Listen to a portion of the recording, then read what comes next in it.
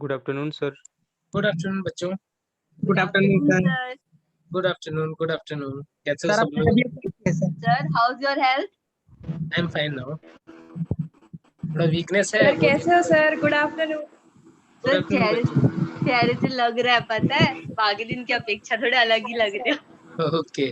सही बोला। नहीं हो जाऊंगा ठीक। सर पहले हैंडसम हो गए हो आप, क्या क्या? पहले से और ज्यादा हैंडसम हो गए सर। अरे वाह, ये तो कमाल हो गया। हम्म। सर वो तो पहले से ही थे। अच्छा ये देखो।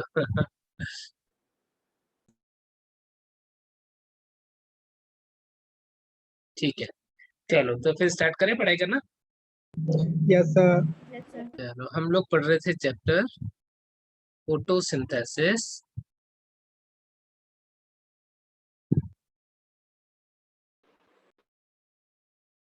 In higher.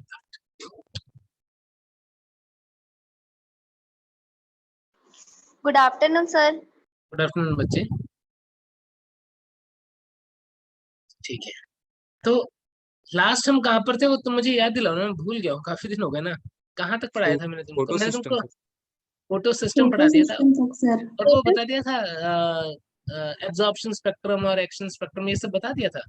यस सर, हो गया सर। यस सर बता सर दिए। आप वो पढ़ाते क्या बोलते हैं रिएक्शन सेंटर, जो डायरेक्ट लाइट आता है ना पीएस सेकंड पे, वहां पर हाँ हाँ, ओके ओके। और रेड ड्रॉप वाला फिर हमने बताया था, रेड ड्रॉप क्या होता है?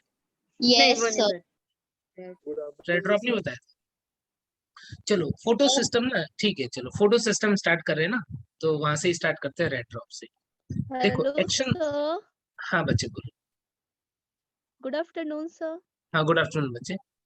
सर आपका हेल्थ कैसा है? हाँ मैं ठीक हूँ, अभी काफी ठीक हूँ मैं। Okay sir. ठीक है, चलो कंटिन्यू कर रहे हैं। एक्शन स्पेक्ट्रम जो है ना वो हमने पहले पढ़ तो लिया था, लेकिन उसकी कुछ बातें जिससे हम कंटिन्यू करते हैं। देखो एक्शन स्पेक्ट्रम जो है वो किस बेसिस पे बनाया था हमने? एक्शन स्पेक्ट्रम किस बेसिस पे बनाया हुआ था, याद है?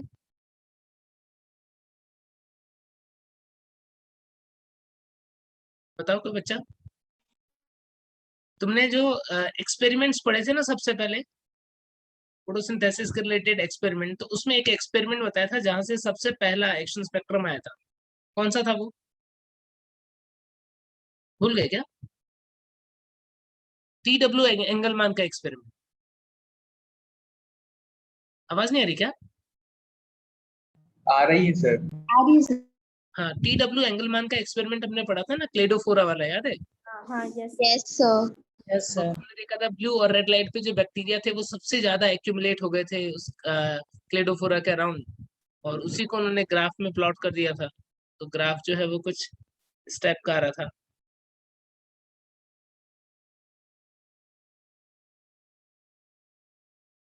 और मैंने ये भी बताया था कि एक्चुअल में यदि हम ग्राफ देखते हैं ना, तो रेड का पीक जो है वो ब्लू के कंपेयर में थोड़ा ज्यादा होता है। यानी इस ग्राफ में, एक सेकंड, इस ग्राफ में यहाँ पर ये जो पीक होगा ये ज्यादा ऊंचा होगा, और उस इस तरीके का। अब यहाँ पर होता है क्या बच्चों, एक बहुत इंपॉर्टेंट बात ध्यान रखना, ये वाला तो ब्लू वेवलेंथ है, ये वाला रेड वेवलेंथ है, और रेड में भी एक पर्टिकुलर लाइट के ऊपर क्या देख रहे हो, उसके बाद में सडनली फोटोसिंथेसिस जो है वो काफी तेजी से कम हो गया। यानी यहाँ पर इस ग्राफ के अंदर इस पॉइंट पे, ये वाला जो पॉइंट है, इस पॉइंट के बाद में क्या देख रहे हो, फोटोसिंथेसिस के रेट सडनली बहुत ज्यादा गिर गई है। इस पॉइंट को, इस ड्रॉप को हम क्या बोलते हैं? इस पॉइंट के आगे सडनली रेट ऑफ फोटोसिंथेसिस का गिरना, इसे हम क्या बोलते हैं? बता सकते हो? Red drop. Red drop. यही है रेड ड्रॉप, यही है रेड ड्रॉप। रेड ड्रॉप का मीनिंग यही होता है कि रेट ऑफ फोटोसिंथेसिस जो है वो सडनली गिर जाती है। किसके बाद में? ये जो वेवलेंथ है कितना नैनोमीटर है? 680 नैनोमीटर, 680 नैनोमीटर। और इस एक्सपेरिमेंट को कर रहे थे कौन? ऐसे ही, मतलब ये जो रेड ड्रॉप वाला एक्सपेरिमेंट था, इसे कर रहे थे एमर्शन, एमर्शन एंड आर्नो। ये कर रहे थे इस एक्सपेरिमेंट को। इन्होंने क्या देखा, इन्होंने देखा कि 680 नैनोमीटर से ज्यादा वेवलेंथ जब हम दे रहे हैं रेड लाइट पे, तो रेट ऑफ फोटोसिंथेसिस सडनली गिर जाता है, जिस फिनोमेना को हम क्या बोल देते हैं, जिस फिनोमेना को हम बोल देते हैं रेड ड्रॉप। ठीक है, अब इससे कंक्लूजन क्या निकला, ये बहुत इंपॉर्टेंट बात है अब जो बता रहा हूँ। इससे जो कंक्लूजन निकला वो ये था कि फोटोसिंथेसिस की प्रोसेस के अंदर अंदर दो फोटो सिस्टम काम कर रहे हैं। कौन कौन से, एक PS1 काम कर रहा है और एक PS2 कर रहा है, दो फोटो सिस्टम काम कर रहे हैं। PS1 जो है वो 700 नैनोमीटर तक काम करता है, लेकिन PS2 जो है वो 680 नैनोमीटर तक काम करता है। बहुत इंपॉर्टेंट बात है बच्चों, ये ध्यान रखना कि इस एक्सपेरिमेंट से क्या पता लग रहा है, इससे पता लग रहा है कि फोटोसिंथेसिस में दो फोटो सिस्टम काम कर रहे हैं, PS1 और PS2।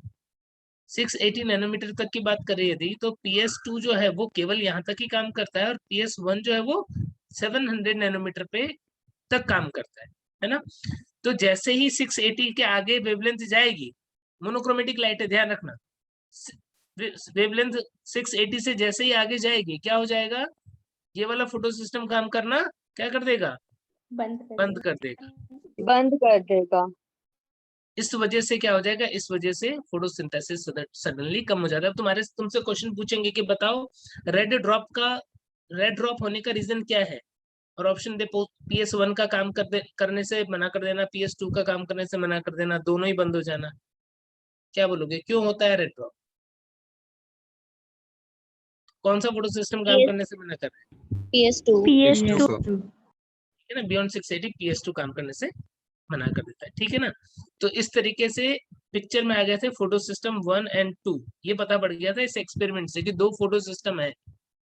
PS1 और PS2 नाम बाद में आया इसके बाद, क्यों, PS1 और PS2 में ये 1 और 2 क्या बताता है बताओ, एक्सपेरिमेंट नंबर एक्सपेरिमेंट नंबर, ये किस मतलब कौन पहले डिस्कवर हुआ, एक्सपेरिमेंट नंबर बोलने से हाँ हम बोले कि हाँ कौन पहले डिस्कवर हुआ।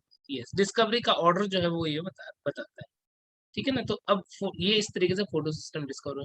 अब ये फोटो सिस्टम जो है वो काम कर रहे हैं किसके अंदर, लाइट रिएक्शन के अंदर। ठीक है, अब फोटोसिंथेसिस की एक बार प्रोसेस जो है उसे ठीक से समझो। देखो, फोटोसिंथेसिस की जो प्रोसेस हम पढ़ेंगे, इसके अंदर दो मेन स्टेप पढ़ने वाले हैं। कौन कौन से, एक पढ़ोगे लाइट रिएक्शन, और दूसरा स्टेप पढ़ोगे डार्क रिएक्शन। लाइट रिएक्शन का एक और भी नाम है फोटो फॉस्फोराइलेशन। अब नाम से पता पड़ रहा है क्या हो रहा है, फोटो का मतलब लाइट, फॉस्फोराइलेशन का मतलब क्या, फॉस्फेट ग्रुप का ऐड होना, है ना। तो लाइट रिएक्शन में क्या होगा, लाइट रिएक्शन में लाइट एनर्जी को यूज करके एटीपी बनाया जाएगा। लाइट रिएक्शन में क्या होता है, यहाँ पर लाइट को यूज करके एटीपी बनेगा। सिर्फ एटीपी ही नहीं बनता, इसके साथ में NADPH प्लस या H2 लिख देता हूँ, ये भी बनता है। तो यानी एसिमिलेटरी पावर का फॉर्मेशन जो है वो किसके अंदर हो रहा है, लाइट रिएक्शन के अंदर। और इस एसिमिलेटरी पावर साथ में ऑक्सीजन भी रिलीज होगी, तो ये जो एसिमिलेटरी पावर यहाँ पर आया, इसको यूज, क्योंकि जब कोई रिएक्शन करवानी है, हमें तो रिएक्शन करवानी है, कौन सी रिएक्शन, जिसमें CO2 जो है वो फूड में कन्वर्ट हो जाए, हमें तो ये रिएक्शन करवानी है, बाय प्रोडक्ट वगैरह जो भी हो, ठीक है। तो हमें तो रिएक्शन क्या करवाना है, जिसमें CO2 जो है वो ग्लूकोज में कन्वर्ट हो रहा है हमारे। अब इस वाली प्रोसेस में क्या होगा, एनर्जी चाहिए भाई, कोई भी रिएक्शन करवाओगे एनर्जी चाहिए कि नहीं चाहिए, तो ये एनर्जी चाहिए इसको। और सेल के अंदर कोई भी मेटाबॉलिक रिएक्शन होती है तो उसमें एनर्जी क्या चाहिए, एटीपी चाहिए। रिड्यूस करना है तो NADPH चाहिए। लाइट से डायरेक्टली काम तो होगा नहीं, तो लाइट रिएक्शन में लाइट पहले किस में कन्वर्ट होगा, एटीपी और NADPH2 में। फिर ये एटीपी और NADPH2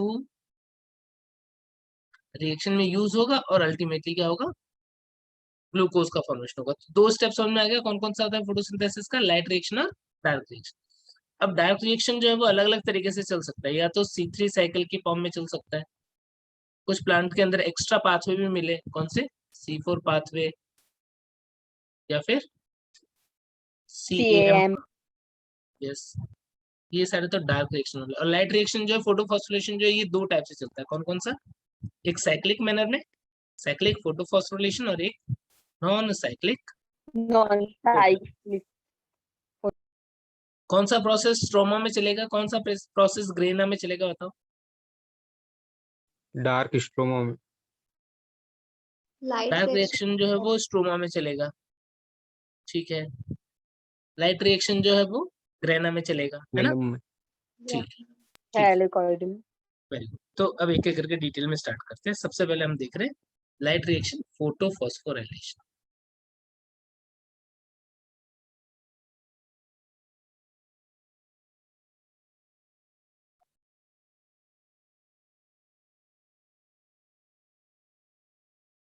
फोटोफॉस्फोराइलेशन, जिसको कि हम क्या बोल रहे हैं, लाइट रिएक्शन बोल रहे हैं। अब इसके अंदर भी दो पार्ट है, साइक्लिक और नॉन साइक्लिक। देखो अभी जैसे बताया मैंने कि इस प्रोसेस में ग्रेना में चल रहा है, इसके अंदर लाइट जो है वो एसिमिलेटरी पावर में कन्वर्ट होती है। और ये जो फोटोफॉस्फोराइलेशन है वो दो तरीके से चल सकता है, साइक्लिक और नॉन साइक्लिक प्रोसेस। बता सकते हो कि दोनों में से कौन सा प्रोसेस ज्यादा इंपॉर्टेंट है, साइक्लिक वाला प्रोसेस ज्यादा इंपॉर्टेंट है कि नॉन साइक्लिक वाला ज्यादा इंपॉर्टेंट है? सर साइक्लिक वाला। तो ध्यान रखना कि इसके अंदर नॉन साइक्लिक प्रोसेस ज्यादा इंपॉर्टेंट है, साइक्लिक नहीं। साइक्लिक जो है वो बैकअप की तरह काम करता है, बहुत इंपॉर्टेंट बात है, ध्यान रखना, साइक्लिक बैकअप की तरह काम कर रहा है। साइक्लिक नॉन साइक्लिक प्रोसेस कहाँ पर चलता है ना, वो भी स्पेसिफिक है। याद करो डायग्राम बनाया था थाइलेकॉइड वाला, याद है? एक बार बड़ा सुंदर सा डायग्राम बनाया था, थाइलेकॉइड की मेम्ब्रेन्स बनाई थी, अप्रेस पार्ट, नॉन अप्रेस पार्ट बनाया था, याद है? याद आ रहा है? इस तरीके से बहुत सारे थाइलेकॉइड बनाए थे, यस सर। स्ट्रोमा लैमली बनाया था। अब उसमें याद करो कि ना क्या किया था, यहाँ पर जो नॉन अप्रेस पार्ट थे और स्ट्रोमा लैमली थे, यहाँ पर PS1 बनाया था, PS2 को अप्रेस पार्ट पे बनाया था। अब देखो, और कुछ कुछ PS2 यहाँ पर भी थे। तो ध्यान रखना ये जो सारा पार्ट है, इन सारे पार्ट पे चलेगा कौन सा रिएक्शन, इन पे चलेगा non cyclic process, non cyclic photophosphorylation. और स्ट्रोमा लैमेली जो वाला जो पार्ट होगा उस पे चलेगा साइक्लिक फोटोफॉस्फोराइलेशन। फिक्स है ये कि साइक्लिक फोटोफॉस्फोराइलेशन वाला पार्ट है वो चलता है कहाँ पर, वो चलता है स्ट्रोमा लैमेली पे, उसमें सिर्फ ATP बनेगी, इसके अंदर सिर्फ ATP बनेगी। और नॉन साइक्लिक प्रोसेस जो है वो चलेगा थाइलेकॉइड, कौन से, जो ग्रेना वाला पार्ट है वहां पर, और उसके अंदर ATP भी बनेगी और NADPH2 भी बनेगा ना। तो ये इंपॉर्टेंट बात है, ध्यान रखोगे सब बच्चे कि साइक्लिक और नॉन साइक्लिक प्रोसेस में यदि हम बात करें तो नॉन साइक्लिक प्रोसेस ज्यादा इंपॉर्टेंट है, मेजर प्रोसेस है नॉन साइक्लिक प्रोसेस। कहाँ पर चलता है नॉन साइक्लिक प्रोसेस, चलता है कहाँ पर बताओ, नॉन साइक्लिक प्रोसेस कहाँ पर चल रहा है, ग्रेना पर, जो स्टैक्ड पार्ट है वहां पर। और साइक्लिक प्रोसेस कहाँ पर चल रहा है, स्ट्रोमा। स्ट्रोमा लैमिनी और थैलेकॉइड। स्ट्रोमा लैमली, थैलेकॉइड नहीं, स्ट्रोमा लैमली। या तो स्ट्रोमा थैलेकॉइड भी कई बार वर्ड यूज कर लेते हैं, लेकिन तुम्हें ध्यान रखना है स्ट्रोमा लैमली। अब देखो कैसे चलेगा प्रोसेस, पहले नॉन साइक्लिक प्रोसेस देखो। अब यहाँ पर जो डायग्राम बना रहा हूँ ना, ये डायग्राम वही अभी जो थैलेकॉइड बनाया था इरेज कर दिया, क्योंकि अब बढ़िया सा सुंदर सा डायग्राम बनाऊंगा, इसलिए वो पहले वाला इरेज कर दिया।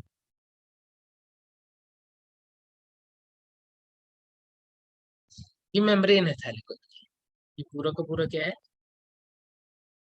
ये पूरा का पूरा है थाइलेकॉइड मेम्ब्रेन, ठीक है। और ये मान लेते हैं हम ल्यूमेन वाली साइड, ये अंदर मान लेते हैं थाइलेकॉइड ल्यूमेन, और बाहर यहाँ पर क्या होगा, स्ट्रोमा, स्ट्रोमा। दो फोटो सिस्टम है इनके ऊपर, PS1 PS2, कैसे लगे होते थे,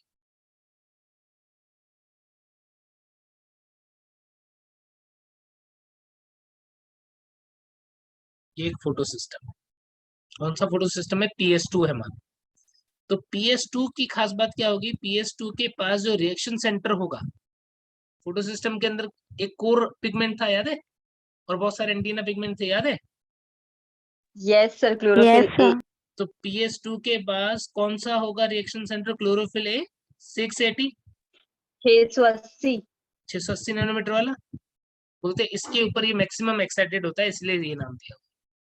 और बहुत सारे एंटीना पिगमेंट होंगे इसके आसपास में, chlorophyll A, chlorophyll B, carotene, ठीक है, बीटा कैरोटीन, ज़ैंथोफिल, ये सब। और ये जो मतलब रिएक्शन सेंटर है, इसके अलावा इसके अंदर क्या होता है, इसके अंदर एक इलेक्ट्रॉन एक्सेप्टर होता है जिसका नाम है फियोफाइटिन, पीएचई। फियोफाइटिन जो होता है ना, वो क्लोरोफिल ही है, लेकिन मैग्नीशियम सेंटर में नहीं है। एमजी नहीं है तो उस बैलेंस को दो हाइड्रोजन जो है वो कंप्लीट करेंगे, दो हाइड्रोजन कंप्लीट कर देंगे बैलेंस। ये फोटो सिस्टम 2 बनाया मैंने। फोटो सिस्टम 2 के थैलेक और ल्यूमेन वाली साइड पर एक और इम्पोर्टेंट कंपोनेंट होता है यहाँ पर। कौन सा कंपोनेंट है पता है इसको क्या बोलते हैं? यहाँ पर एक और ल्यूमेन वाली साइड पे एक कंपोनेंट है बहुत इंपॉर्टेंट, PS2 पे ही होता है बस। क्या है बताओ कोई बच्चा? OEC, oxygen evolving complex. क्या नाम है? Oxygen evolving complex. तो ये फोटो सिस्टम 2 है जिसके अंदर रिएक्शन सेंटर दिख रहा है तुमको 680, थोड़े बहुत एंटीना पिगमेंट दिख रहे हैं, एक इलेक्ट्रॉन एक्सेप्टर कैरियर भी दिख रहा है फियोफाइटिन, और ये है ऑक्सीजन इवॉल्विंग कॉम्प्लेक्स OEC। इसके अंदर कौन कौन सा आयन होते हैं? OEC में क्या क्या होते हैं बताओ? वाटर का फोटोलाइसिस करवाता है, ऑक्सीजन इवॉल्विंग कॉम्प्लेक्स वाटर का फोटोलाइसिस करवाता है। क्या क्या होता है इसके अंदर? इसके अंदर होते हैं Mn+2, L हाँ, और Cl, Ca+2, yes, copper. Cl-, copper नहीं होता, Cl-, ये इंपॉर्टेंट है, ये कंपोनेंट है OEC में हेल्प करते हैं वाटर के फोटोलाइसिस में। अब देखो PS2 से स्टार्ट कर रहे हैं स्टोरी। क्या हुआ, मान लो सूरज भगवान ने अपनी कृपा दिखाई, इसको सनलाइट आ गई, क्या हुआ, जितने भी पिगमेंट थे उन्होंने एब्सॉर्ब किया, एसेसरी पिगमेंट ने, और या एंटीना पिगमेंट बोलते हैं, और रिएक्शन सेंटर के पास पहुंचा, और इससे क्या होगा, रिएक्शन सेंटर जो है वो एक्साइट हो जाएगा, एक्साइट होकर के इलेक्ट्रॉन को एमिट कर देगा। तो क्लोरोफिल A680 इलेक्ट्रॉन एमिट करता है, रिएक्शन सेंटर यही है, लाइट एनर्जी को यूज किया इसने, और इस लाइट एनर्जी को एब्जॉर्ब करके सारे पिगमेंट्स ने भी एब्जॉर्ब किया और रिएक्शन सेंटर को दिया रेजोनेंस ट्रांसफर ऑफ एनर्जी, और अल्टीमेटली इसने इलेक्ट्रॉन को एमिट कर दिया। इलेक्ट्रॉन किसके पास पहुंचा पहले? फियोफाइटिन। फियोफाइटिन मेम्ब्रेन पे घूमने वाला कोई इलेक्ट्रॉन कैरियर है कि PS2 के अंदर चिपका हुआ है? PS2 के अंदर। यस, PS2 का इंटीग्रल पार्ट है फियोफाइटिन, उसने लिया। क्यों लिया भाई? क्यों इसने लिया? क्योंकि ना रिडॉक्स पोटेंशियल में डिफरेंस है, याद होगा उस टाइम पे बताया था, करंट जैसा फ्लो होता है मेम्ब्रेन के ऊपर। तो रेडॉक्स पोटेंशियल जो है वो जस्ट इससे थोड़ा सा ज्यादा पॉजिटिव जो है वो, या थोड़ा सा कम बोल सकता हूँ, थोड़ा सा रिडॉक्स पोटेंशियल क्या है, ज्यादा, सॉरी, वो किसका होगा? फियोफाइटिन का। लो रिडॉक्स पोटेंशियल से हाई रिडॉक्स पोटेंशियल की तरफ जाएगा ना, तो अब यहाँ पर मैं तुमको ये भी समझाऊंगा, इसको रुक जाओ, पोटेंशियल वाली बात अभी हम अभी नहीं छेड़ते, अभी दूसरे डायग्राम में करेंगे। तो यहाँ पर एनर्जी जो आई थी उससे इलेक्ट्रॉन निकला तो पास में फियोफाइटिन मिला, उसने इलेक्ट्रॉन को ले लिया, बस इतना भी। अब क्या होगा, अब ये इलेक्ट्रॉन फियोफाइटिन ने क्या किया, मेम्ब्रेन के ऊपर छोड़ दिया। कौन सी साइड पे? स्ट्रोमा वाली साइड पे कि ल्यूमेन वाली साइड पे? लुमेन। स्ट्रोमा वाले साइड में। ये तो देखो ना, इधर स्ट्रोमा है ना, ये वाला साइड तो स्ट्रोमा वाली साइड, ल्यूमेन तो ये वाला पार्ट है, ल्यूमेन की तरफ तो क्या है, OEC है, देख रहे हैं? तो लाइट एनर्जी को एब्जॉर्ब किया फोटो सिस्टम 2 ने, इलेक्ट्रॉन फियोफाइटिन के पास आया, फियोफाइटिन ने मेम्ब्रेन पे रिलीज कर दिया। अब मेम्ब्रेन पे क्या होता है, मेम्ब्रेन पे इलेक्ट्रॉन को कैरी करने के लिए यहाँ पर होता है एक स्पेशल कंपोनेंट जो कि मोबाइल इलेक्ट्रॉन और मोबाइल हाइड्रोजन कैरियर है। कौन है वो? प्लास्टोक्यूनॉन।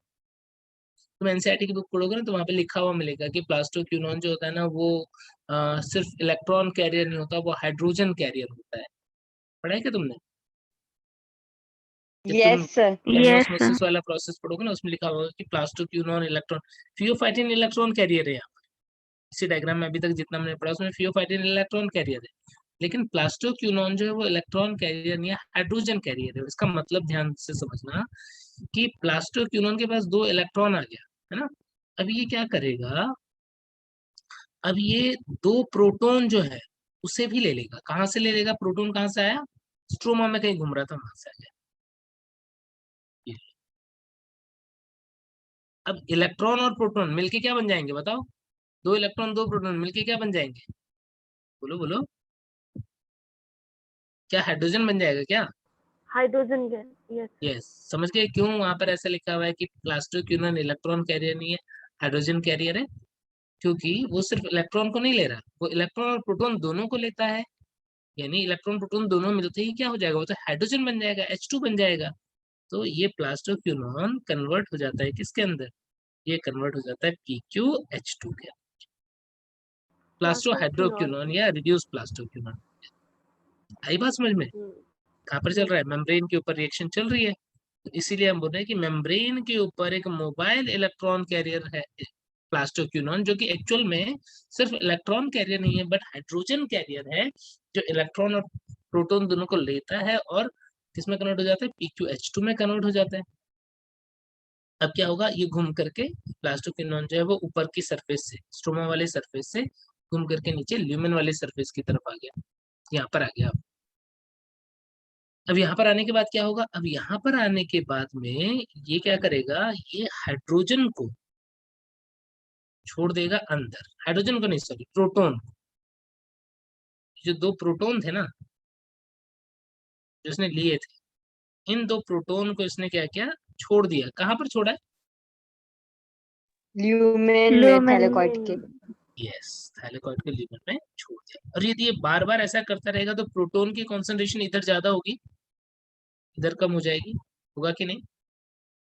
यस सर, होगा। प्रोटॉन का यही तो ट्रांसपोर्टेशन, चाहिए। प्रोटॉन का ट्रांसपोर्टेशन एक्टिवली हो रहा है कि पैसिवली हो रहा है? बताओ। प्रोटॉन का ट्रांसपोर्टेशन एक्टिव। Active passive. नहीं, active passive Actively. Mode. Active. Active against concentration, low to high. ये लो टू हाई हुआ ना, यस सर। स्ट्रोमा में लो, इधर हाई, में एक्टिव। कुछ बच्चे बोले सर एडीपी तो खर्ची नहीं हुई, फिर कैसे एक्टिव हो गया? एडीपी तो कंज्यूम होते हुए दिख नहीं रही। तो इसकी पावर ये रही, देखो लाइट, ये है पावर, है ना? लाइट नहीं आती तो ये पावर नहीं मिलती, पावर नहीं मिलती तो इलेक्ट्रॉन नहीं निकलता, इलेक्ट्रॉन नहीं निकलता तो प्रोटॉन का ट्रांसफर नहीं होता। प्रोटॉन का ट्रांसफर हो रहा है तो अल्टीमेटली एनर्जी सोर्स कौन है? लाइट है। वो लाइट ने दी एनर्जी, लाइट की वजह से करंट का फ्लो हुआ और उसकी वजह से प्रोटॉन का ट्रांसफर हुआ है। तो ध्यान रखना यहाँ पर प्रोटॉन का ट्रांसफर जो है वो कैसा है? एक्टिव है कि पैसिव है? एक्टिव है। और उस एक्टिव प्रोसेस के लिए एनर्जी कौन दे रहा है? उसके लिए एनर्जी सनलाइट दे रहा है। समझ गए क्या? Yes sir. ठीक है। अब क्या हुआ? जब प्लास्टोक्यूनोन ने प्रोटॉन छोड़ दिया तो इलेक्ट्रॉन भी छूट गया। तो इलेक्ट्रॉन प्रोटॉन दोनों लिया था तब PqH2 बना था ना। अब प्लास्टोहाइड्रोक्यूनोन जो है या रिड्यूस प्लास्टोक्यूनोन जो है, या प्लास्टोक्यूनॉल भी बोलते हैं, प्लास्टोक्यूनोन कीटो ग्रुप, कीनोन का मतलब कीटो ग्रुप हुआ, और क्यूनॉल अल्कोहल ग्रुप हुआ, है कि नहीं? Yes yes sir. तो यहाँ पर क्या हो रहा है? 2 हाइड्रोजन आया तो कीटो ग्रुप अल्कोहल ग्रुप में कन्वर्ट हो गया था, वापस से यदि हाइड्रोजन निकल जाएगा तो वापस से कीटो ग्रुप में कन्वर्ट हो जाता है। यानी PQ प्लास्टोक्यूनॉन, PQH2 प्लास्टोक्यूनॉल बोल सकते हो। ठीक है। अब ये इसने क्या किया? हाइड्रोजन दे दिया अंदर, इलेक्ट्रॉन जो है वो चला गया किधर? इलेक्ट्रॉन चला गया यहाँ से निकल करके आगे। नेक्स्ट, अब क्या होता है? यहाँ पर जो नेक्स्ट कॉम्प्लेक्स होता है वो होता है cytochrome B6F। Cytochrome B6F complex जो होता है वो किस तरीके से काम करता है? इसके अंदर यहाँ पर आता है पहले FeS, इलेक्ट्रॉन जो है वो मिला FeS को, और 2 साइटोक्रोम B होते हैं। साइटोक्रोम B एक भी नहीं होता है, 2 होते हैं। और यहाँ पर एक होता है साइटोक्रोम F। साइटोक्रोम F थोड़ा सा कॉम्प्लिकेटेड हो गया क्या? लेकिन समझना ध्यान से। ये कॉम्प्लेक्स जो मैंने बनाया ना, ये साइटोक्रोम B6F कॉम्प्लेक्स, ये कॉम्प्लेक्स का नाम है। देखो इसमें क्या है? 2 साइटोक्रोम B है, साइटोक्रोम B6, B को भी मैं स्पेशली लिख दूं, साइटोक्रोम B6 और cytochrome F complex, ferrous sulphur complex की हेल्प से बनता है। इलेक्ट्रॉन जो है वो आया किसके पास में? साइटोक्रोम B6F कॉम्प्लेक्स के पास में। अब इस कॉम्प्लेक्स के आने के बाद में ये इलेक्ट्रॉन दो तरीके से मूव करता है, यानी दो ऑप्शन है उसके पास, दो अल्टरनेट ऑप्शन है। एक बार ये एक बार ये इस तरीके से जाएगा और एक बार इस तरीके से जाएगा। तो यहाँ पर ध्यान देना, यहाँ पर तुम्हें क्या दिख रहा है, यहाँ पर तुम्हें दिख रहा है कि इलेक्ट्रॉन ऐसे घूम रहा है, तो घूम के अल्टीमेटली कहाँ आ गया, वापस से मेम्ब्रेन के आउटर सरफेस की तरफ आ जा रही है। तो कमाल ही हो गया, नहीं? यहाँ पर लग रहा है कि इसने तो इलेक्ट्रॉन को वापस कहाँ छोड़ दिया, यहाँ पे ही छोड़ दिया, मेम्ब्रेन के आउटर। फाइटोक्विनोन में। हाँ, और यदि आउटर सरफेस की तरफ मेम्ब्रेन पे इलेक्ट्रॉन को छोड़ा होगा तो फिर क्या होगा, तो प्लास्टोक्विनोन पिक करेगा उसे, है कि नहीं? Yes sir. यस। तो इसका मतलब तो ये एक साइकिल चल गई यहाँ पर, जिसकी वजह से इलेक्ट्रॉन का जब भी फ्लो होगा तो अगेन दो प्रोटॉन प्लास्टोक्विनोन की हेल्प से वापस से अंदर आ जाएंगे। हो रहा है कि नहीं?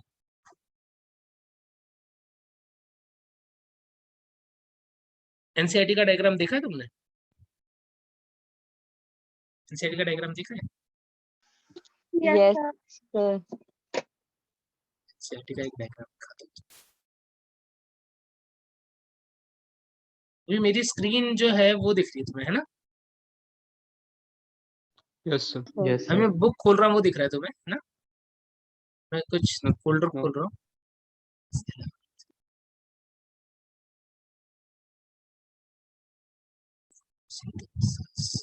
एक मिनट रुको, मैं तुम्हें ना एक डायग्राम दिखाता हूँ, तुम्हें पता पड़ेगा कि हम थोड़ा सा डिटेल में क्यों पढ़ रहे हैं। ये आउट ऑफ सिलेबस नहीं बता रहा हूँ।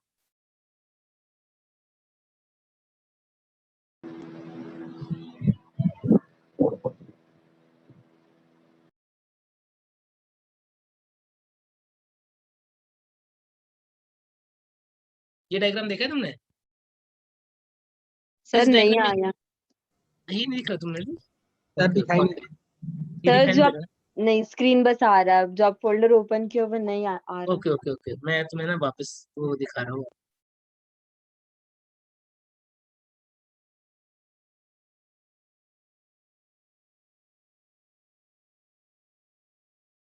अब दिखा क्या? हाँ अब आ गया। Yes sir. है ना, ये केमियोस्मोसिस वाला डायग्राम दिख रहा है तुम्हें? इस डायग्राम में देखो, केमियोस्मोसिस वाले डायग्राम में ये साइटोक्रोम B6F दिख रहा है तुम्हें? Yes, sir. दिख रहा है ना? अब यहाँ पर देखो, यहाँ पर देखो कि ना प्लास्टोक्विनोन ये रहा, और हाइड्रोजन को कैसे बता रखा है, साइटोक्रोम B6F के अंदर से बता रखा है। देखो ये ग्रीन वाली लाइन जो है वो कैसे बता रखी है, अंदर से। प्लास्टोक्विनोन ये रहा, PQH2 ये रहा इसके पास में, और ये जो हाइड्रोजन वाली लाइन है ये सीधे यहाँ पे अंदर नहीं बना रखी, बल्कि B6F के थ्रू होते हुए अंदर बता रखी है ह्यूमन मैरियर। देखा क्या? यस हाँ, सर। sir. यस तो सर। हाँ, यही मैंने तुमको समझाया। अभी जो मैंने डायग्राम बनाया है उस डायग्राम में मैं तुम्हें यही बात समझा रहा था कि ये हाइड्रोजन जो है ना वो B6F की हेल्प से अंदर क्यों आ रहा है या कैसे आ रहा है। देखो आप, एक मिनट में वापस से आ रहा हूँ उसी डायग्राम के ऊपर।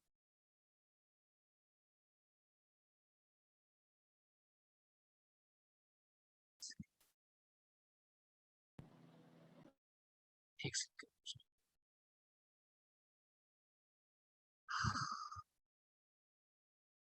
आगे वापस से वही स्क्रीन अपना यस देखो। इसमें ये हाइड्रोजन जो है मैंने साइटोक्रोम B6F कॉम्प्लेक्स से अंदर से इसलिए बनाया अब, क्योंकि ये साइटोक्रोम B6F कॉम्प्लेक्स क्या कर रहा है, ये दो इलेक्ट्रॉन को खुद भी मेम्ब्रेन पे छोड़ता है ताकि वो प्लास्टोक्विनोन के पास जाए और प्लास्टोक्विनोन हाइड्रोजन को वापस से पंप करे। तो हाइड्रोजन को पंप करने में अकेले प्लास्टोक्विनोन का ही रोल नहीं है, बल्कि साइटोक्रोम B6F का भी रोल होता है। ये जो साइकिल यहाँ पर बनती है ना, इस साइकिल को हम स्पेशली एक नाम भी देते हैं। ये साइकिल जो है उसे बोलते हैं क्यू साइकिल। क्या बोलते हैं? Q cycle. क्यू साइकिल बोलते हैं इसे।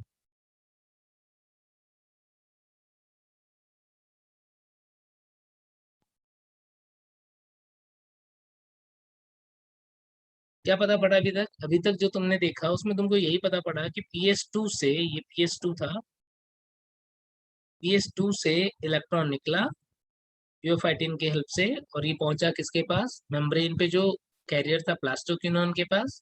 उसने दो प्रोटॉन को स्ट्रोमा से ल्यूमेन में ट्रांसफर कर दिया। फिर इलेक्ट्रॉन आगे गया साइटोक्रोम B6F के पास, इसने भी प्रोटॉन को स्ट्रोमा से ल्यूमेन में ट्रांसफर कर दिया। एक चीज होती हुई दिख रही है कि प्रोटॉन की कॉन्सेंट्रेशन स्ट्रोमा में कम होती जा रही है और ल्यूमेन में ज्यादा होती जा रही है। बढ़ती जा ठीक रही है। ठीक है, इतनी बात समझ में आ गई सबको? Yes sir. अब क्या होता है यदि इलेक्ट्रॉन एफईएस से साइटोक्रोम बी को ना मिलता बल्कि साइटोक्रोम एफ को मिल जाता, तो साइटोक्रोम एफ अब इसको कहां पर छोड़ता है इलेक्ट्रॉन? इनर साइड पे।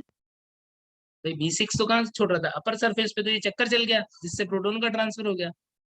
और नहीं तो फिर क्या होता है, ये इलेक्ट्रॉन तो आता मेम्ब्रेन के नीचे वाली सरफेस की तरफ यानी ल्यूमेन वाली साइड की तरफ। यहाँ पर इसको पिक करता है एक और इलेक्ट्रॉन कैरियर जिसका नाम है प्लास्टोसाइनिन। प्लास्टोसाइनिन, और ये प्लास्टोसाइनिन सिचुएटेड होता है PS1 के बिल्कुल पास में। यहाँ पर बिल्कुल पास में क्या होगा? PS1, photosystem 1। फोटोसिस्टम 1 के अंदर क्या क्या होता है? जो रिएक्शन सेंटर है वो क्या होगा? क्लोरोफिल A 700, ये रिएक्शन सेंटर होगा। एंटीना पिगमेंट वगैरह है। इसके अंदर होते हैं फाइलोक्यूनॉन्स A0, A1। इसके अलावा पैराडॉक्स। हाँ FeX, सल्फर फिर सल्फर कॉम्प्लेक्स भी 3 होते हैं, FeX, FeS1, FeS2, ऐसे नाम होते हैं। ठीक है, तो ऐसे फेरस सल्फर कॉम्प्लेक्स और क्यूनॉन यानी बहुत सारे इलेक्ट्रॉन कैरियर है जो इंटीग्रल पार्ट है। किसके इंटीग्रल पार्ट है? PS1 के। तुम तो डायरेक्टली इतना ध्यान रखो कि इसके अंदर फाइलोक्यूनॉन्स और फेरस सल्फर कॉम्प्लेक्स हैं। और एक और भी बहुत इंपॉर्टेंट चीज है यहाँ पर, पैराडॉक्सिल FD। ठीक है, तो ये स्ट्रक्चर किसका है? ये स्ट्रक्चर है PS1 का। प्लास्टोक्यूनॉन के पास जो इलेक्ट्रॉन आया था, सॉरी प्लास्टोसाइनिन के पास, ये प्लास्टोसाइनिन ने अपना इलेक्ट्रॉन दे दिया किसको? PS1। लाइट एनर्जी मिली, फिर से लाइट तो चाहिए, इलेक्ट्रॉन एमिट करना है तो लाइट चाहिए। लाइट एनर्जी मिली PS1 को, इसने क्या किया? इसने इलेक्ट्रॉन को फिर से एमिट किया। वो गया पहले A0 के पास, A1 के पास, FeS के पास, और अल्टीमेटली कहां पर पहुंच गया? वो फेराडॉक्सिन तक पहुंच गया। इलेक्ट्रॉन कहां तक पहुंच गया है? फेराडॉक्सिन तक पहुंच गया। अब ये फेराडॉक्सिन के पास एक स्पेसिफिक एंजाइम होता है जिसको बोलते हैं FNR, फेराडॉक्सिन NADP रिडक्टेज एंजाइम। क्या बोलते हैं इसको? फेराडॉक्सिन NADP रिडक्टेज एंजाइम। और ये क्या करता है? ये अब जो इलेक्ट्रॉन इसके पास आया था उसको अल्टीमेटली यूज कर लेगा। कैसे यूज कर लेगा कि यहाँ से जो 2 इलेक्ट्रॉन आया है इसके पास, वो प्लस यहाँ पर जो NADP प्लस था, और 2 प्रोटॉन लिया, 2 प्रोटॉन लिया, 2 इलेक्ट्रॉन लिया, और कन्वर्ट हो गया NADPH प्लस के। ये क्या देख रहे हो कि ये जो लाइट रिएक्शन वाली प्रोसेस चल रही है, इस प्रोसेस में अल्टीमेटली ये इलेक्ट्रॉन जो PS2 से निकला था वो खर्च हो गया। क्या साइक्लिक मैनर में चल रहा है? ये इलेक्ट्रॉन चक्कर लगा रहा है इधर से उधर, या एक जगह से निकला और फाइनली जाके NADPH2 बनाने में खत्म हो गया? बताओ, साइक्लिक के non cyclic? Non non cyclic. Non cyclic. Cyclic. यानी अभी जो हमने पढ़ा वो क्या था? वो था नॉन साइक्लिक फोटोफॉस्फोरेशन। अभी हमने पढ़ा है नॉन साइक्लिक फोटोफॉस्फोरेशन, क्योंकि इलेक्ट्रॉन जो है PS2 से निकला, प्लास्टोक्यूनॉन के पास गया, साइटोक्रोम B6F के पास गया, प्रोटॉन को अंदर ट्रांसफर किया, फिर फोटोसिस्टम 1 के पास गया, और वहां पर FNR एंजाइम जो था उसने अल्टीमेटली उसे यूज कर लिया क्या बनाने के लिए? NADPH। तो इस तरीके से NADPH भी बन गया, इलेक्ट्रॉन चला ही गया, आया ही नहीं। दुखी कौन है इस पूरी प्रोसेस में? दुखी कौन है? दुखी यही है, फोटोसिस्टम सेकंड। Photosystem second. इसका इलेक्ट्रॉन निकला था, इसका इलेक्ट्रॉन खर्च हो गया, वापस है ही नहीं कुछ, दोबारा काम कैसे करे? बेचारा बहुत दुखी है। क्या दोबारा काम करवाना है तो क्या करना चाहिए बोलो? कहीं से इसको, हाँ कहीं से इसको इसका खोया हुआ इलेक्ट्रॉन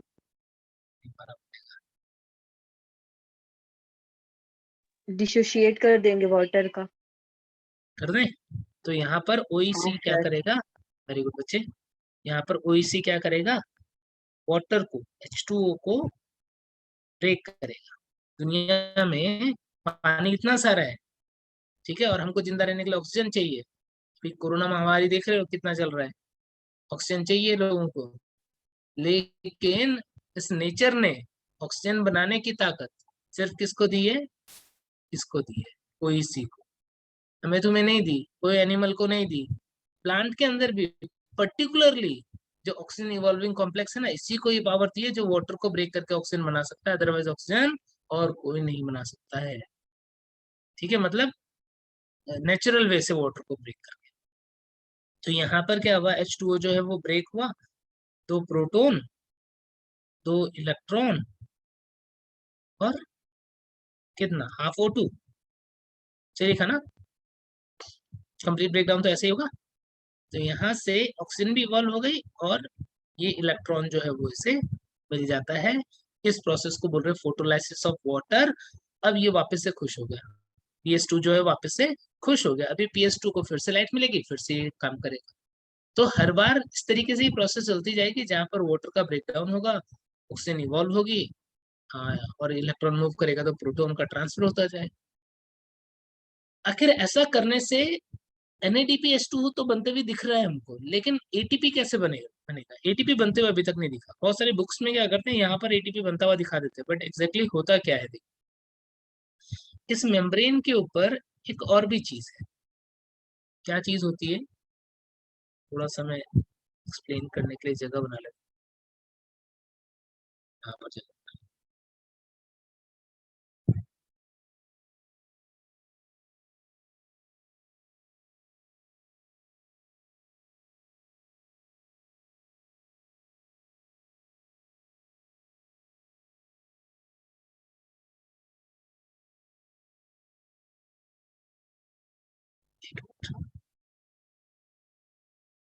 ये जो थाइलेकॉइड की मेम्ब्रेन है, इस थाइलेकॉइड की मेम्ब्रेन के ऊपर CF0 CF1 पार्टिकल नाम की भी कोई चीज होती है क्या? पढ़ाई क्या तुमने? यस सर, होता है। तो यहाँ पर हमने क्या देखा, हमने देखा यहाँ पर बना लेते हैं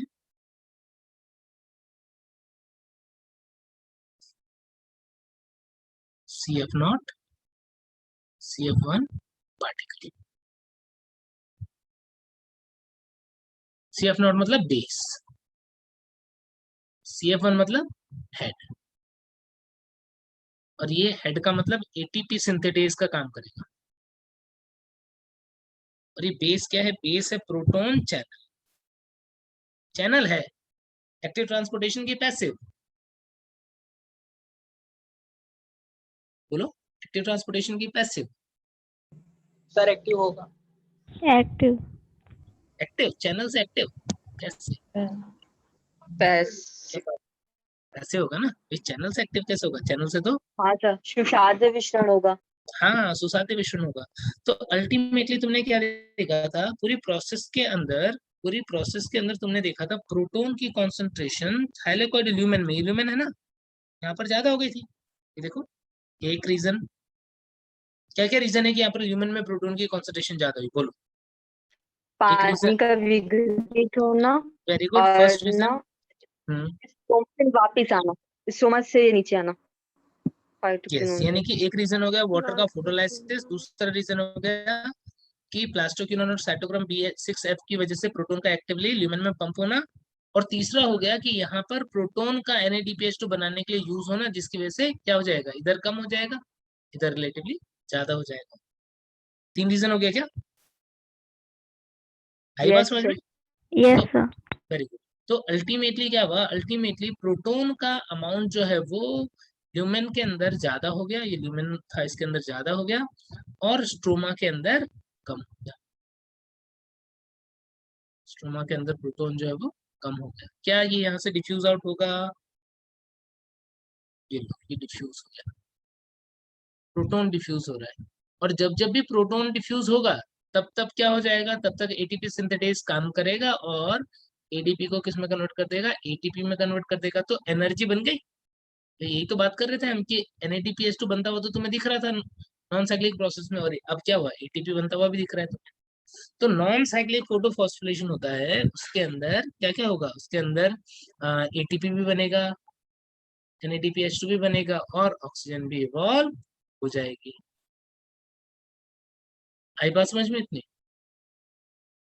पिक्चर क्लियर है क्या ये? Yes, sir. ठीक है। तो ये लाइट रिएक्शन को मैंने तुम्हें किस पे बताया कंसेप्चुअली? थाइलेकॉइड की मेम्ब्रेन पे कैसे चलता है, नॉन साइक्लिक प्रोसेस। अभी साइक्लिक भी बताऊंगा, अभी नॉन साइक्लिक ही बताया, अभी साइक्लिक भी बता। इतना क्लियर हो गया क्या? Yes, sir. स्क्रीनशॉट लेना है तो ले सकते हो, Yes. काफी सारी इंफॉर्मेशन है इसमें, तुम स्क्रीनशॉट ले सकते हो।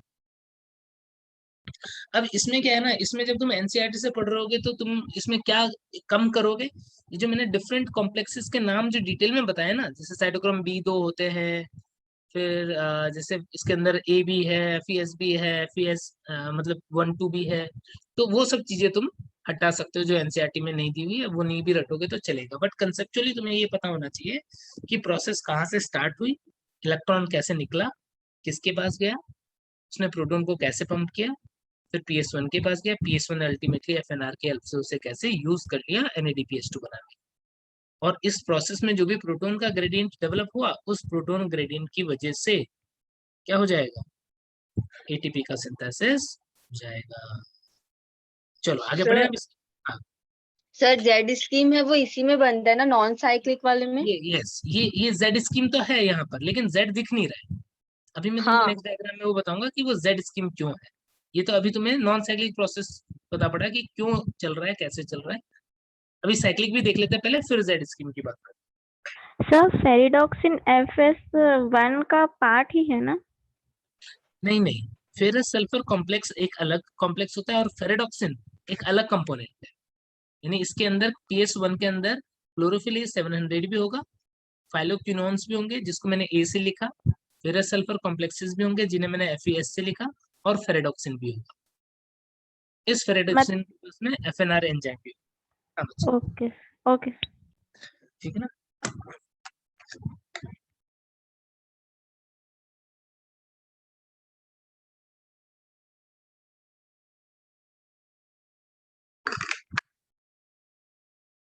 अब देखो नेक्स्ट साइक्लिक प्रोसेस के बारे में।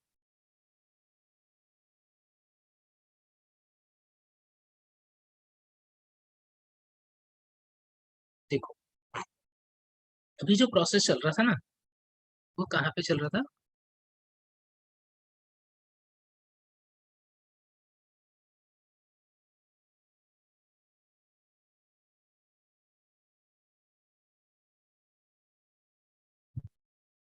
यहाँ पे चल रहा था।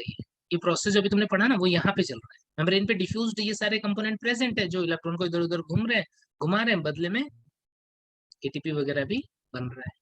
यहाँ पे चल रहा था। अब यहाँ पर क्यों चल पा रहा था, उसका एक खास रीजन क्या है कि यहाँ पर जो PS1 है, यहाँ पर जो PS1 है इसके पास FNR एंजाइम है।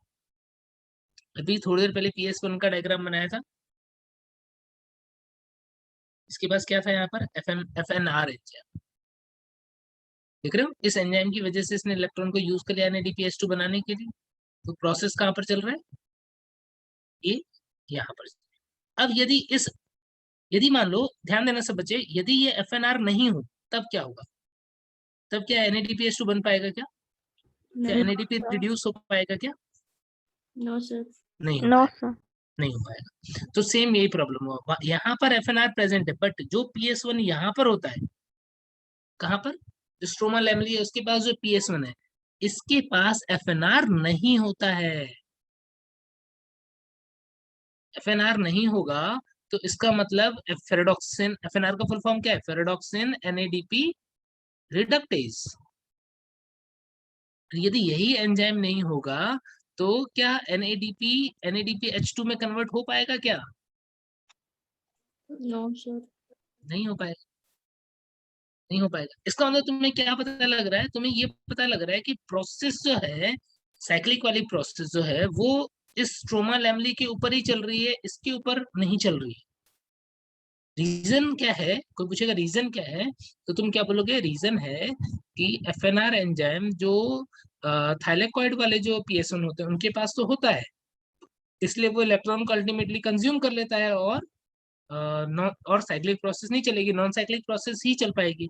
जबकि यहाँ पर इसके पास जो स्ट्रोमा लैमली वाला PS1 होता है उसके पास में FNR एंजाइम नहीं होता है, जिसकी वजह से NADPH2 में कन्वर्ट नहीं होगा और इलेक्ट्रॉन क्या होगा, फ्री हो जाएगा। यहाँ पर आके उसको कोई लेने वाला है नहीं, उसे वापस से मेम्ब्रेन पे करके घूमना पड़ेगा, इसलिए वो साइक्लिक प्रोसेस चलाता है। इतनी बात समझ में आई क्या सबसे पहले? Yes, sir. तो अब वो करता कैसे है वो देखते हैं। अभी तो हमने जस्ट ये समझा कि कहाँ पर साइक्लिक प्रोसेस चल रहा है, कहाँ पर नॉन साइक्लिक प्रोसेस चल रहा है। अब जरा उस प्रोसेस को डिटेल में देखते हैं, नॉन साइक्लिक वाले।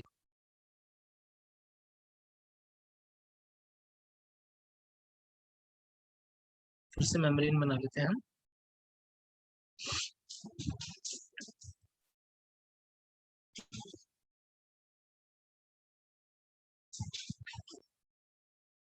देखो यहाँ पर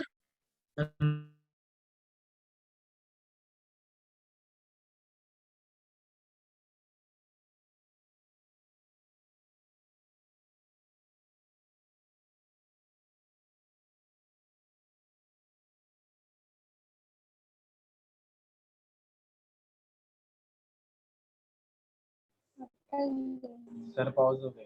कौन कौन से थे वो, क्या क्या हो बच्चे? Pause हो गया था. पॉज हो गया क्या? हो गए अभी ठीक है सर. अभी सही है सर, पढ़ाओ. ठीक है कोई, हाँ वो थोड़ा सा इंटरनेट का हो सकता है घर पे फ्लक्चुएशन है।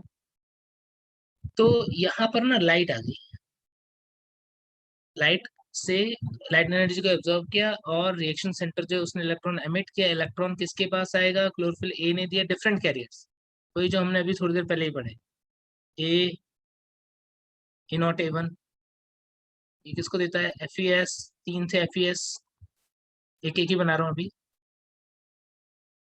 फिर किसको दिया, फेरेडॉक्सिन, पैराडॉक्सिन. यही था PS1 में। अब मैंने क्या बताया, इसके पास FNR है कि नहीं, नहीं है। अभी हम कौन से प्रोसेस की बात कर रहे हैं, हम बात कर रहे हैं साइक्लिक फोटो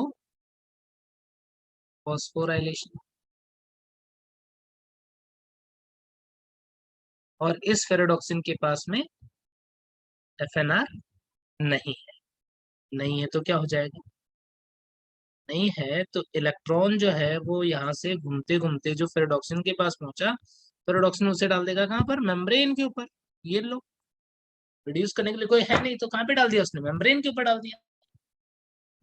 सही बात है कि नहीं? क्या है ये जो मैंने बनाया ये क्या है, ये स्ट्रोमा लैमेली की मेम्ब्रेन ऑफ स्ट्रोमा लैमेली, वो है ये। इधर की तरफ जो है वो स्ट्रोमा है और यहाँ पर इधर की तरफ ल्यूमेन है, उस पे हुआ है सर। अब क्या यहाँ पर प्लास्टोक्यूनॉन होता है क्या, पढ़ा था क्या? होता है ना, शाइनिंग होगा. प्लास्टोक्यूनॉन तो हर जगह पे होता है, प्लास्टोक्यूनॉन हर जगह पे, साइटोक्रोम B6 हर जगह पे। याद करो डायग्राम, थाइलेकॉइड वाला डायग्राम, इसीलिए मैंने तुमको बहुत डिटेल में बताया था सर. कि कहाँ पर क्या है। सर प्लास्टोसाइनिन और प्लास्टोक्यूनॉन में दोनों में अंतर होता है क्या? बिल्कुल अंतर होता है बच्चे, अलग अलग नाम है, अलग अलग कंपोनेंट है। प्लास्टोसाइनिन जो है वो PS1 के पास में है, लोअर सरफेस की तरफ। प्लास्टोक्यूनॉन जो है वो mobile electron and proton carrier है, हाइड्रोजन कैरियर है। PC लिखा था ना, दिखाऊं क्या? नो सर, हो गया, क्लियर हो गया. है ना? तो अब देखो प्लास्टोक्यूनॉन को इलेक्ट्रॉन प्रोटॉन मिल जाएगा, किसमें कन्वर्ट हो गया, ये कन्वर्ट हो गया PQH2 में। और PQH2 जो है जब वापस से प्लास्टोक्यूनॉन में कन्वर्ट होगा तो प्रोटॉन जो लेके आया था वो अंदर छोड़ देगा, हाइड्रोजन किसको दे देगा, हाइड्रोजन दे देगा अगले कैरियर को, सॉरी इलेक्ट्रॉन दे देगा अगले कैरियर को। कौन है अगला कैरियर, साइटोक्रोम B6F कॉम्प्लेक्स, तो साइटोक्रोम B, एक साइटोक्रोम F। अभी जो प्रोसेस चला था वही एज इट इज,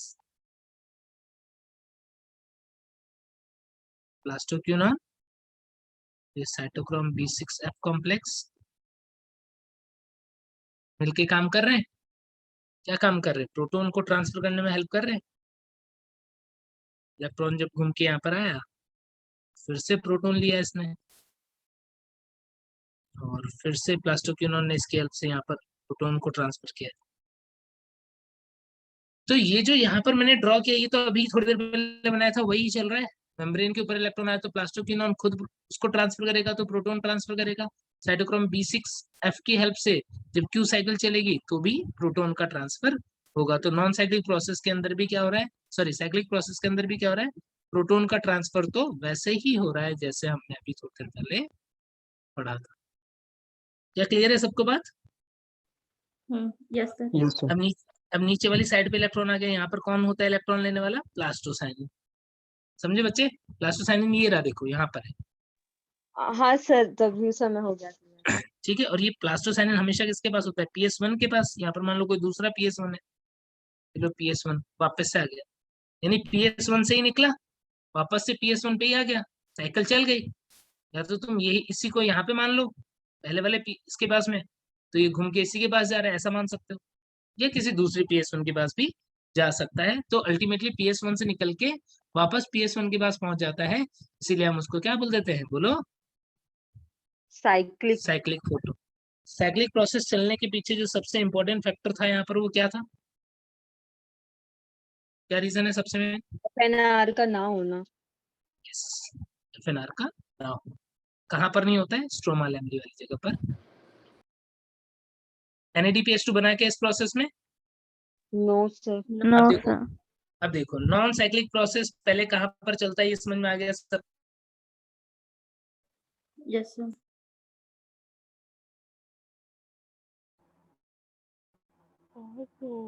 में आ गई है ना। स्ट्रोमा लैम्बली पे तो PS2 था भी नहीं ना।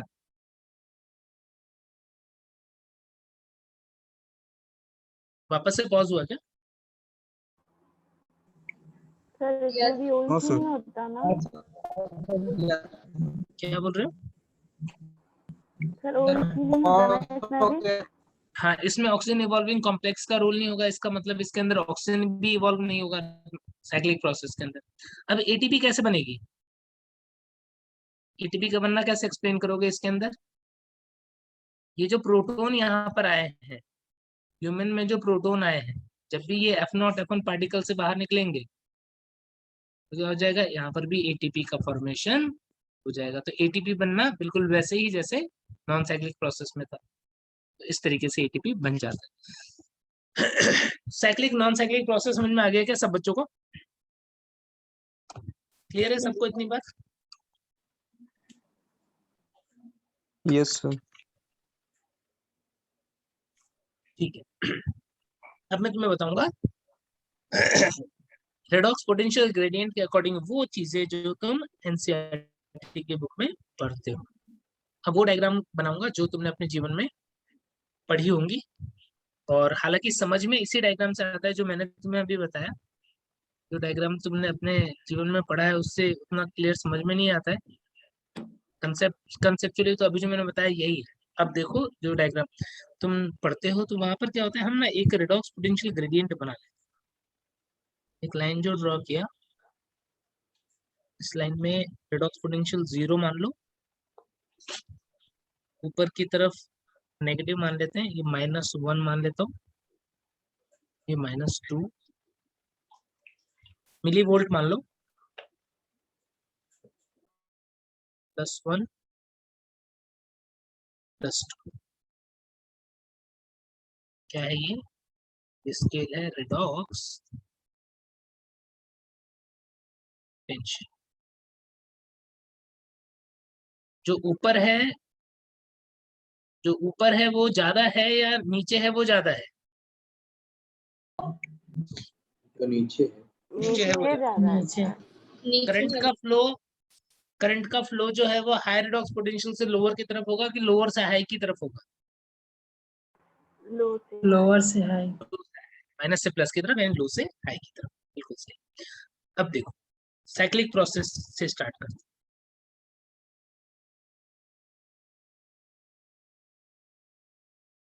साइक्लिक प्रोसेस से स्टार्ट करते हैं।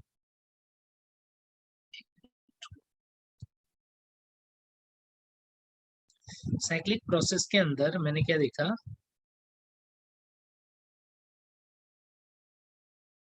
क्लोरोफिल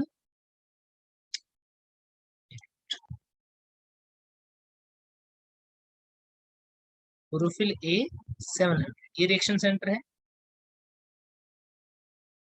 इसके आसपास में एंटीना पिगमेंट है। अब क्या हुआ, इसको लाइट मिली, लाइट एनर्जी, लाइट एनर्जी मिली। तो अभी इसका रेडॉक्स पोटेंशियल कितना था देख रहे हो, +2 के आसपास। जैसे लाइट एनर्जी मिलती है ना, तो ये क्या होता है, ये एक्साइट हो जाता है।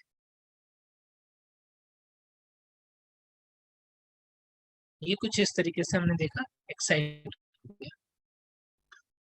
P700 रिएक्शन सेंटर है, स्टार, स्टार क्यों लगा दिया मैंने, एक्साइटेड को बताने, यानी लाइट एनर्जी को मिल, लाइट एनर्जी जो है ये एब्जॉर्ब किया एंटीना पिगमेंट ने और रिएक्शन सेंटर ने, तो अल्टीमेटली क्या हुआ, वो एक्साइटेड हो गया, उसका ना इलेक्ट्रॉन एमिट करने की पावर बढ़ गई, रिडक्शन की पावर बढ़ गई, रेडॉक्स पोटेंशियल क्या हो गया, नेगेटिव हो गया। किसकी वजह से भाई, लाइट की वजह से। अब ये क्या करेगा, अब ये इलेक्ट्रॉन को एमिट कर देगा, इसने इलेक्ट्रॉन जो है उसको एमिट कर दिया। आई बात समझ में, क्या ये चीज जो मैंने यहाँ पर शो किया ये क्या है एग्जैक्टली, अभी बताता हूँ, थोड़ा सा और आगे लिखता हूँ पहले, फिर ये इलेक्ट्रॉन जो है, यदि इस फोटो सिस्टम के अंदर कोई इलेक्ट्रॉन कैरियर है तो उनके पास आ रहा है पहले, जैसे जैसे ए के पास आ रहा है पहले फाइलोक्विनोन, फाइलोक्विनोन के बाद नेक्स्ट जो नंबर आता है वो आयरन सल्फर कॉम्प्लेक्स का आता है।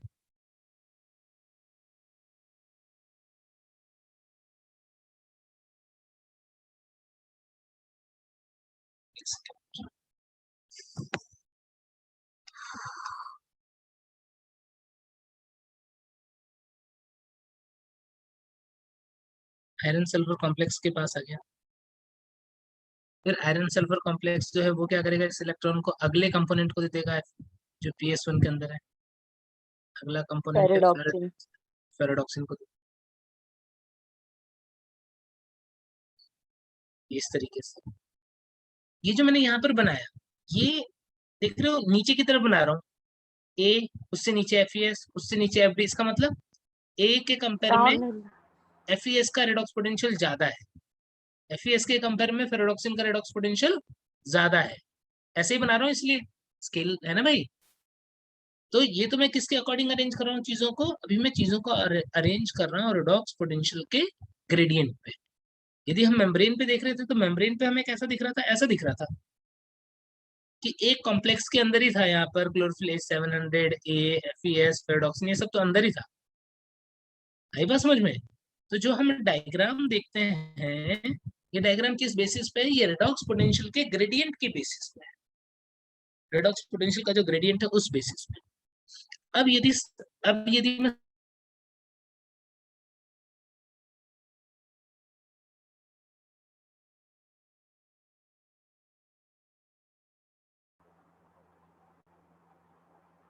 पॉज हुआ है क्या? हाँ पॉज हो गया है।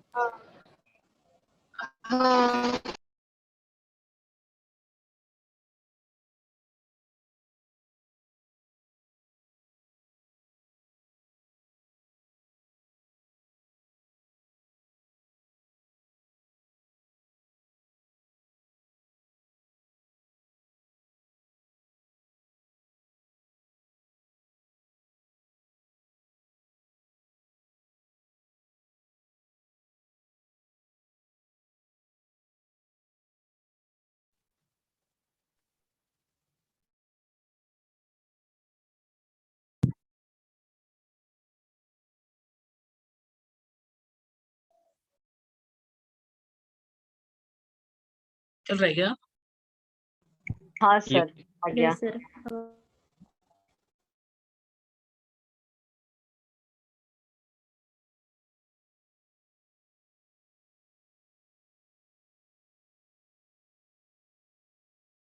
देखो प्लास्टोक्यूनॉन के पास आ गया,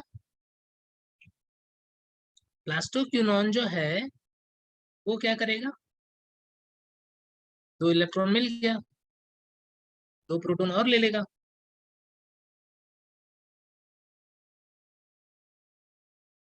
PQS2 में कन्वर्ट हो जाएगा, कुछ इस तरीके से। PQS2 से जब वापस से प्लास्टोक्विनोन में बना तो हाइड्रोजन वापस से इसने अंदर छोड़ दिया। बिल्कुल ऐसे ही साइटोक्रोम P6F कॉम्प्लेक्स जो है वो भी इसको हेल्प कर रहा है। इसकी हेल्प से भी क्या हुआ है, 2 प्रोटॉन जो है वो ट्रांसफर हो रहे हैं, जैसा कि हमने ड्रॉ किया था। फिर ये इलेक्ट्रॉन देता है प्लास्टोसाइनिन को, और प्लास्टोसाइनिन PS1। तो कुछ इस तरीके से इलेक्ट्रॉन का ट्रांसफर हो रहा है साइक्लिक मैनर में, और अल्टीमेटली प्रोटॉन जो है उसका ट्रांसपोर्टेशन हो गया लोअर टू हायर कॉन्सेंट्रेशन की तरफ, यानी अंदर की तरफ जो है वो ह्यूमन है, इधर पहले पार्टिकल ह्यूमन है और इधर स्ट्रॉन्ग। तो ये जो डायग्राम है, इस डायग्राम से तुम्हें सिर्फ क्या पता पड़ रहा है कि रेडॉक्स पोटेंशियल पे कैसे हाई टू लो जाने के लिए, यानी इलेक्ट्रॉन का एमिट करना मतलब हाई टू लो जाना, यानी क्लोरोफिल ए से ए तक पहुंचने के लिए क्या चाहिए, एनर्जी चाहिए। क्लोरोफिल ए 700 का इलेक्ट्रॉन पाइलोक्विनोन तक पहुंचने के लिए क्या चाहिए, एनर्जी चाहिए, लाइट एनर्जी। और ए से फिर नीचे वापस क्लोरोफिल ए 700 तक आने के लिए एनर्जी नहीं चाहिए। तो इसमें कौन सा अपहिल प्रोसेस है, कौन सा डाउनहिल प्रोसेस है, बता सकते हो? इलेक्ट्रॉन एमिट हुआ, ए तक पहुंचा, ये अपहिल प्रोसेस है। और ये जो फाइलोक्विनोन है, ए का नाम क्या है, यदि तुमको नहीं पता हो तो लिख लेना, फाइलोक्विनोन। तो फाइलोक्विनोन से इलेक्ट्रॉन घूम के प्लास्टोसाइनिन और PS1 तक आ जाए, ये डाउनहिल प्रोसेस है। समझ गए क्या? अपहिल डाउनहिल समझे क्या यहाँ पर? बोलो ना। Yes sir. Yes sir. ठीक है। एटीपी कहाँ बन रही है? एटीपी इन डायग्राम्स के अंदर तुम कई बार देखोगे एटीपी यहाँ पे बनाते हो।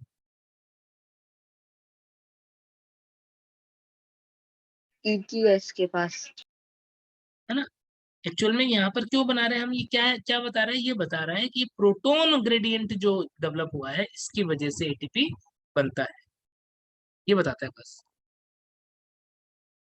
साइक्लिक प्रोसेस के अंदर इलेक्ट्रॉन का साइक्लिक फ्लो हुआ, जिसकी वजह से प्रोटॉन का ट्रांसफर हुआ स्ट्रोमा से ल्यूमेन में। जब प्रोटॉन बाहर निकलेगा तो एटीपी का फॉर्मेशन हो जाएगा। इसमें NADPH2 नहीं बनता है, ऑक्सीजन नहीं बनती है।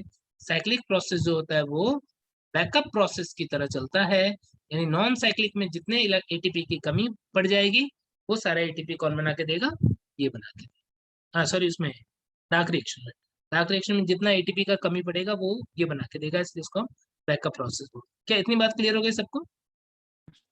Yes sir. इरेज कर दो।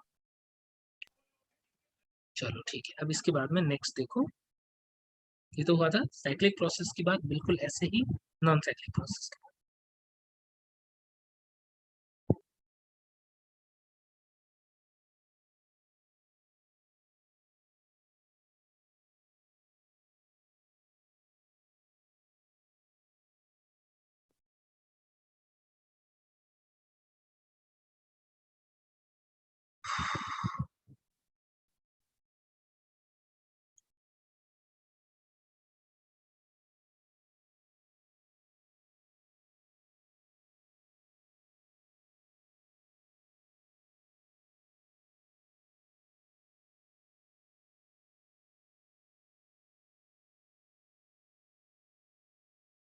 अब देखो, स्टार्ट करते हैं PS1 से स्टार्ट कर लेते हैं।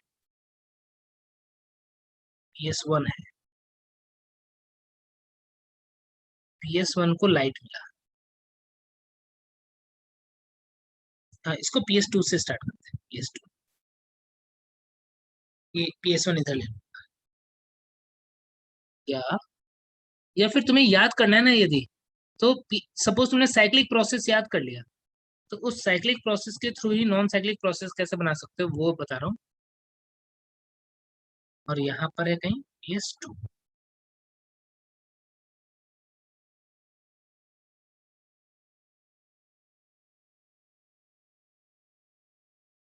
PS2 के पास लाइट। जब PS2 के पास लाइट आएगा तो PS2 क्या हो जाएगा, एक्साइट होगा।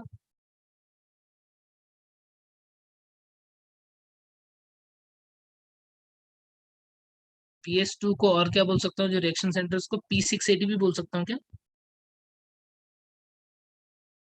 स्टार का मतलब क्या हुआ? एक्साइटेड। एक्साइटेड है, एक्साइटेड बताने के लिए स्टार लगा। अब एक्साइट हुआ मतलब इसने क्या किया, अपना इलेक्ट्रॉन एमिट कर दिया। कहाँ पर एमिट किया इलेक्ट्रॉन? इलेक्ट्रॉन को कहाँ पर एमिट किया बताओ? मेम्ब्रेन के पास। मेम्ब्रेन के पास। मेम्ब्रेन के पास अपर साइड पे लेने के लिए कौन था? CO side. PQ, plastoquinone. ठीक है, PQ। PQ ने यहाँ से 2 इलेक्ट्रॉन लिया, पहले PQ से पहले ना यहाँ पर फियोफाइटिन। यस, फियोफाइटिन होगा। हाँ बच्चे बिल्कुल सही बोल रहे हैं, फियोफाइटिन। और फियोफाइटिन ने इसको दे दिया कहाँ पर? प्लास्टो। फाइटोक्यूनोन को। यस, अब आ गया प्लास्टोक्यूनोन के पास। प्लास्टोक्यूनोन ने क्या किया, अगेन जैसा भी थोड़ी देर पहले देखा था हमने, प्रोटॉन लिया, 2 इलेक्ट्रॉन आ गया था, 2 प्रोटॉन आ गया।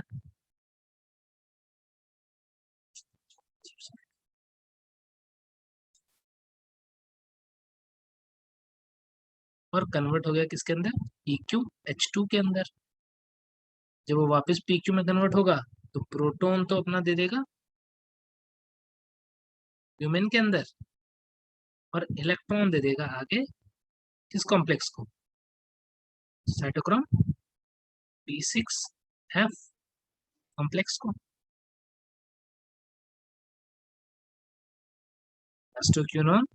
प्लास्टोक्यूनोन से इलेक्ट्रॉन आ गया साइटोक्रोम B6F कॉम्प्लेक्स के पास। ये कॉम्प्लेक्स भी प्रोटॉन का ट्रांसफर करता है एक्टिवली।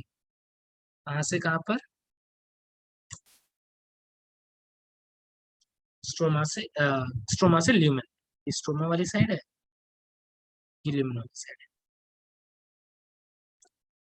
फाइनली ये साइटोक्रोम B6F जो है वो देगा इलेक्ट्रॉन प्लास्टोसाइनिन को, और प्लास्टोसाइनिन जो है वो दे देता है PS1। बिल्कुल वैसे ही चल रहा है जैसे तुमने सबसे पहले वाले डायग्राम में पढ़ा था। किससे किसको इलेक्ट्रॉन जाएगा वो सीक्वेंस वही है, रटने की जरूरत नहीं पड़ रही।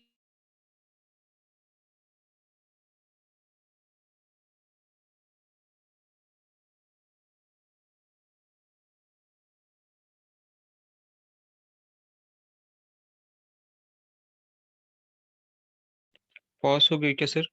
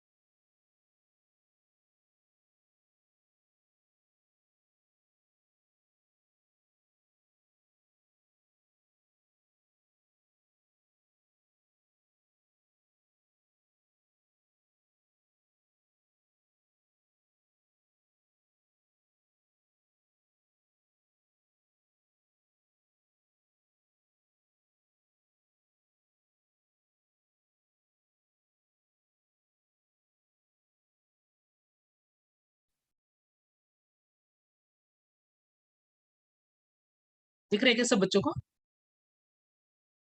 Yes sir. गड़बड़ हो जा रहा है इसमें।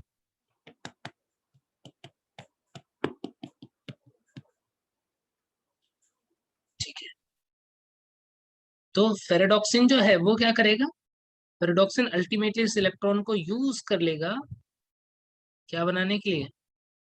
NADP से NADPH2 ये बनाने के लिए। कौन सा एंजाइम इसे हेल्प कर रहा है? FNR, ferredoxin NADP reductase. ठीक है ना? तो इस तरीके